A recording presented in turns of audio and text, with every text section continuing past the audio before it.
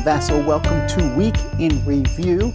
This is where we folks at the Dice Tower are going to take a look back at the reviews we did last week, give you a short summary of each one, and that way if you're interested, you can find the full reviews and find out more about them. Here we go. Hey everybody, Zee Garcia here. Last week we put out a new board game blender all about Zen games, very relaxing games, so go check that out. And I did 4 reviews. I did a review for Lost in Relie, which is a Cthulhu-themed card game of that style where you are trying to get rid of all your cards. If you cannot play, you pick up the whole discard pile and try to get rid of those again. It's not great. It's not a genre I find very appealing anyway, and this one has a weird balance between number cards and special action cards. It's a game where you do what you can do on your turn, and that's pretty much it. So it's just not a very engaging game.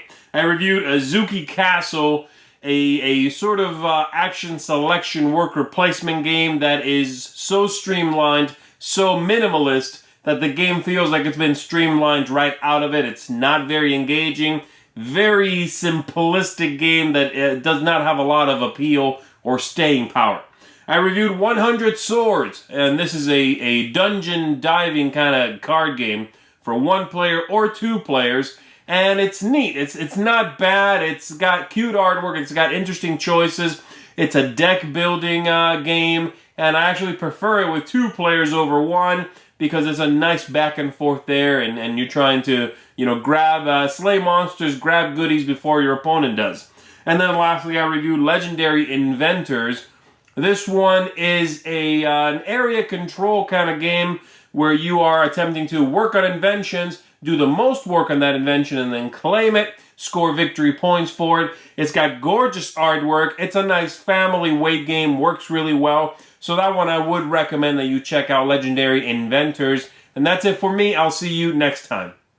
Hey folks, welcome back to another Week in Review. I did 4 videos for you this week. The first one was a review for a game called Cul-de-sac Conquest. It is a take-that card game with a player elimination element in it. If you like take-that games, you'll probably like this one a lot. It has a pretty cool theme where you're simply trying to annoy your neighbors and get them to move out of the cul-de-sac. So it's pretty neat. Go check out the video for my final thoughts.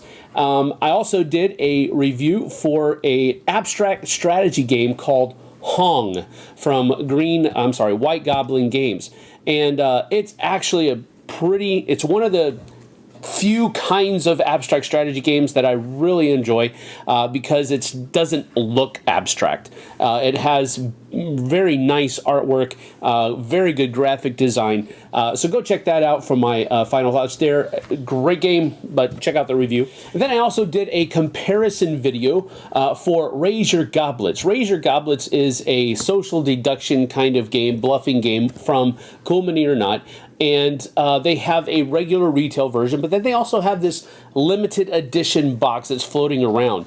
And so I wanted to give a comparison between those two, just in case people out there were looking to purchase one or the other and wondering which one should they get, what the differences were. And then I also did a painting with Sam video. Not a battling brushes. Rob is still, having to take care of his family there at home, and so we're still giving him a break on battling brushes. We'll be back with that soon, but I went ahead and did a painting video with just myself for the Night Quester in Warhammer Quest Silver Tower. So go ahead and check that video out for how I painted up that GW model. And that is it from me. We'll see you on the flip side. Hello everyone, we're Meeple Talk. This week we reviewed Terra Mystica. This is a fantasy building game where different races basically try to take over the map. Whoever has the most victory points wins. There's a lot going on in this game. There's 14 different races. It's a very deep strategy game. Very satisfying. A lot of fun. I gave it a 9. And you know what? I agree. I'm almost there. I'm at an 8.5. It's really detailed because of the scarcity of the resources. You really got to be choosy how and when you plan and build. So it's really well put together. I say give it a try. Check out our review. Yeah. See you soon. Hey, what's up, Dice Tower? This is Week in Review with Brian Drake. This week I took a look at 3 games, 2 of which were very related in style. One of them is Pandemic Reign of Cthulhu by Z-Man Games. It is a great pandemic game with the Cthulhu Lovecraft universe. It is not a pasted-on theme. There's just enough tweaks and special things to make it fascinating, interesting. Definitely want to check this one out by Z-Man. That's Pandemic Reign of Cthulhu. Secondly, I took a look at the Arkham Horror LCG Dunwich Legacy expansion. That took longer than 20 seconds just to say the title, but man, this is a step in the right direction for this LCG, and I cannot wait to see where this goes. There's special secret things that only have to do with the campaign log, so we'll find out what happens there, so definitely pick that up. And last but not least, took a look at a classic. The #1 spot for a long time on Board Game Geek was Twilight Struggle. We took a look at what makes it great and why it's still relevant today. The Cold War in a box. So that's all for this week in review from Brian Drake. I'll see you next. Hey folks, Mark here. Last week, Randy and I took a look at Kingsport Festival, the card game. In this Lovecraftian themed game, you are invoking elder gods from the table to help you bring destruction upon the world. Yeah, well, it's really all about victory points in this game, is what it boils down to. However, like any good Lovecraftian themed game, you are trying to hold on to your sanity. But beware, because there are plenty of investigators to stop you along the way. So go check out our full review. Also, last week we had another board game blender, Zee's Show. We're calling this one Cardboard Zen. All right, folks, until next time, we'll see you at the table. And finally, from myself, we'll start with Picasimo. This is from Hava Games. Picasimo is a game in which you are drawing. It's kind of a Pictionary style game, except your drawing is then mixed up and shown to other people. Now you'll notice my rating here is a 6, but this would actually be a much higher rating had the components been slightly better, bad markers and things. And the game is better as an activity than it is as an actual game, but I don't really care so much about that. It's a lot of fun mixing things up. You think it's hard to figure out what someone's drawing? Mix up the pieces, it's even harder. Then we have Dolores. Dolores is the prisoner's dilemma, where we're going to split some treasure, and are we going to, do it peacefully? One person wants everything, no one gets anything, I will get the first thing. There's all sorts of, there's different combinations. It's sort of like a rock, paper, scissors, and you will do this over and over again. It is a great filler game. It's not one you're going to want to play over and over again, but when for the right times and right places, it will work really well. Then we have Papa Paolo. This is a game about delivering pizza. Jason and I took a look at this one where you have a pizza delivery service and you are slowly building up a village and delivering pizza. It's really fun. There's a few things in it like an auction that's not necessary, and the board is a little busy, but other than that, the theme is great and some solid mechanisms as you deliver pizzas. I really like that theme. Then we have Ave Roma. This is a pretty dense game in which players are placing workers numbered from 1 to 5. Some of the workers work better in certain situations, and when you place a worker, the number worker it is determines how useful the action is that you take with that worker.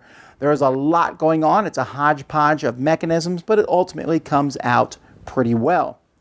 Then I took a look at Adventure Quest in Inferno. Now, Arcadia Quest Inferno, sorry. Arcadia Quest is one of my favorite games of all times. And so this one I knocked a few points off for me, personally, just me.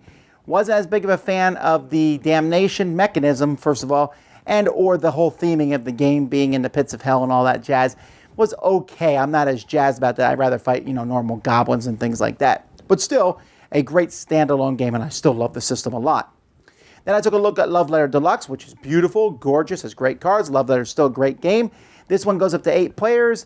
Pretty much recommend that you don't play with 8 players, and I was a little disappointed that all the cards in this game, all the new ones, only work with 5 to 8 players. So it works, but it's still best with 1 to 4. But if you're going to get a version of it, this is the version to get. And finally, Arcadia Quest Pets. Oh, Arcadia Quest, one of my favorite games. Arcadia Quest Pets, a great expansion for my favorite game, one of my favorite games. Having pets that move around, they're cute. They add a little bit extra special, abilities. You can have 2 pets running around. It doesn't add much complexity to the game at all. I think I like this one on just sheer fun. I don't know how else to explain this one. It's not like there's a whole ton of extra stuff, but it does add a whole campaign too. So lots and lots of fun. Arcadia Quest Pets. Well, folks, that's it from me and from all of us. Thanks so much for watching. Until next time, I'm Tom Vasel, and you've been watching Week in Review. on the Dice Tower.